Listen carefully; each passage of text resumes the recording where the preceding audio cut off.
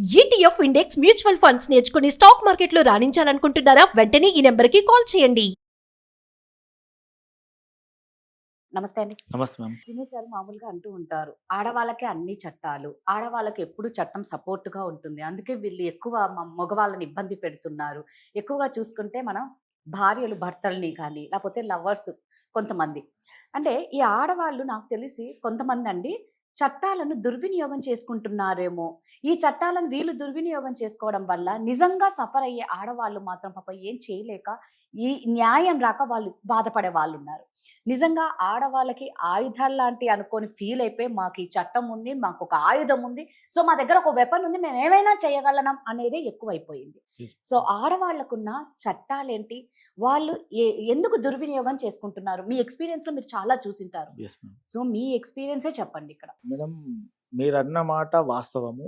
ఏ విషయంలో అంటే ఆడవాళ్ళకు ఒకప్పుడు అణగారినటువంటి విషయము మీ అందరికీ తెలిసిందే.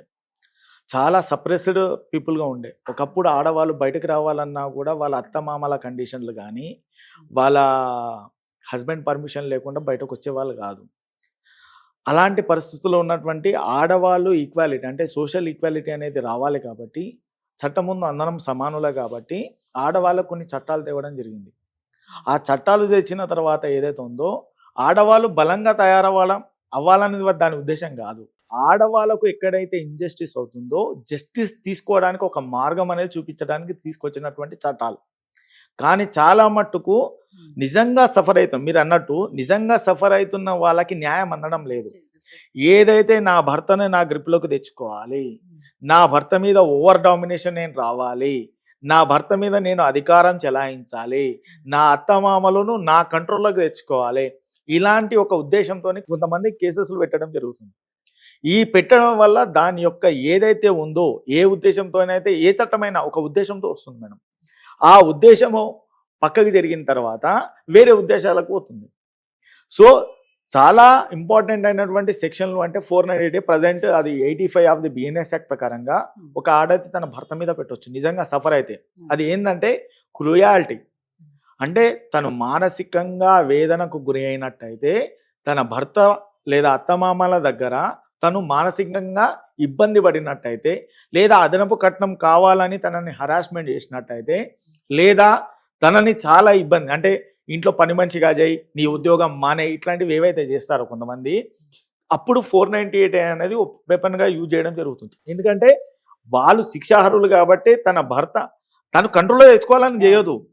ఆ తను పడుతున్నటువంటి వేదన ఏదైతే ఉందో మానసిక వేదనను బయటపడేయడానికి ఒక వెపన్ లాగా 498 యూజ్ చేసుకుంటుంది. కానీ నేడు వ్యవస్థ ఎలా తయారైందంటే ప్రతిదానికి మొగుడు కొట్టగానే అలిగి ఇంట్లోకి పోతున్నారు, ఈ ఇల్లు వదిలేసిపోతున్నారు.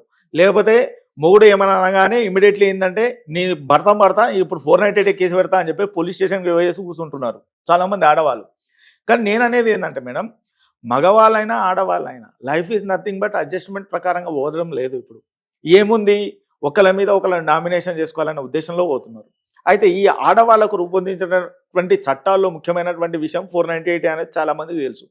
ఈ 498తో పాటు డొమెస్టిక్ వైలెన్స్ గృహహింస చట్టం అనేది ఉంటుంది. ఈ గృహహింస చట్టంలో కూడా ఏంటంటే ఎక్కడైతే భార్య లేదా ఒక లేడీ ఉమెన్ ఎక్కడైతే తను ఫిజికల్ అబ్యూస్ కానీ మెంటల్ అబ్యూస్ కానీ అదేవిధంగా ఎకనామికల్ అబ్యూస్ కానీ ఈ విధంగా చేయడం జరుగుతుందో అప్పుడు గృహహింస చట్టం తన భర్త మీద కానీ తన అత్తమామల మీద కానీ వేయొచ్చు. ఎవరి ద్వారా అయితే సఫర్ అయిందో వాళ్ళ మీద వేయొచ్చు. కానీ కొన్ని సందర్భాల్లో ఏం చేస్తున్నారంటే మొగుడు భార్య ఒక పోయి వేరే ప్రాంతాల్లో ఉంటారు మేడం.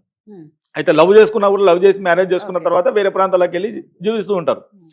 ఈ ఒక కేసులో ఏమైంది అంటే, నాకు వచ్చినటువంటి కేసులో అమ్మాయి అబ్బాయి ఇద్దరు ఫేస్బుక్లో పరిచయం అయ్యారు.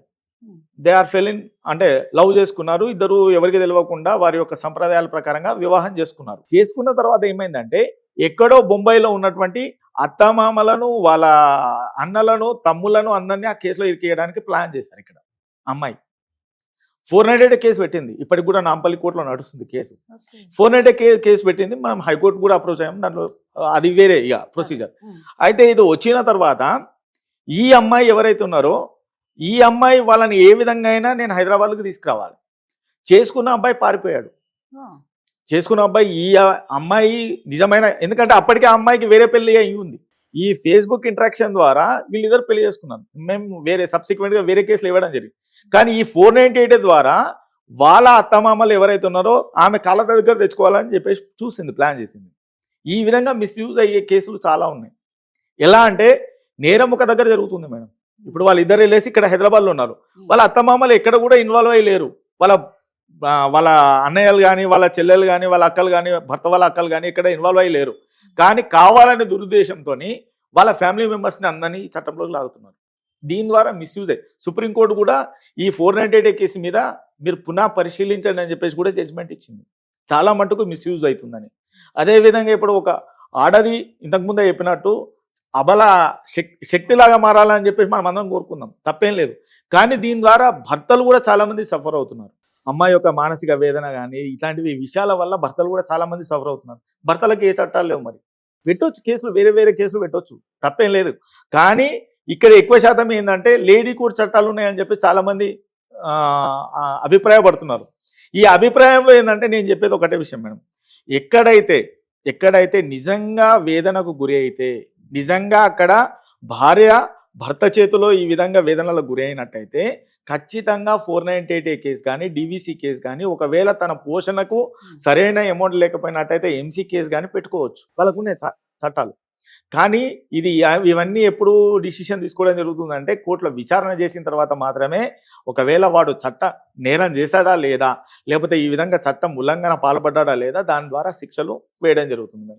చివరికి నేను ఒకటే మీ అందరినీ కోరుతుంది ఏంటంటే, ఈ విషయంలో ఆడవాళ్ళు లేదా మగవాళ్ళు, నేను అంటే యాజ్ ఏ కపుల్కి నేను ఒక సజెషన్ ఇస్తున్నా. భర్త అగ్గి అయితే భార్య నీళ్లు కావాలి, భార్య నీళ్లు అయితే భర్త అగ్గి కావాలి. ఇద్దరు భర్త నీళ్లు అయ్యి భార్య నీళ్లు అయినట్టయితే అక్కడ సునామీ వస్తుంది. భర్త అగ్గి భార్య కూడా అగ్గి అయినాడు అనుకోండి, అక్కడ ప్రళయం వస్తుంది. సో ఏది జరిగినా కూడా అది మంచిది కాదు. కాబట్టి వాళ్ళిద్దరు కలిసి ఒక సమస్య వచ్చినప్పుడు దాన్ని పరిష్కరించుకునే మార్గం వెతకాలే కానీ పెద్దగా దాన్ని రచ్చ చేసుకునేటువంటి క్రమంలో పోవద్దని చెప్పేసి నా ఆలోచన. రైట్, నిజంగా అండి, మన ఆడవాళ్ళు చాలా మంది కొన్ని చట్టాలను దుర్వినియోగం చేసుకుంటున్నాము. ఇక అదే విధంగా ఇప్పుడు మీరు అన్నారు మగవాళ్ళకు కూడా చట్టాలు ఉన్నాయి అని. సో వాళ్ళు కూడా మీరు సద్వినియోగం చేసుకోండి. వీళ్ళు దుర్వినియోగం చేసినప్పుడు మీ చట్టాలను మీరు సద్వినియోగం చేసుకోండి. Thank you. Thank you ma'am, thank you.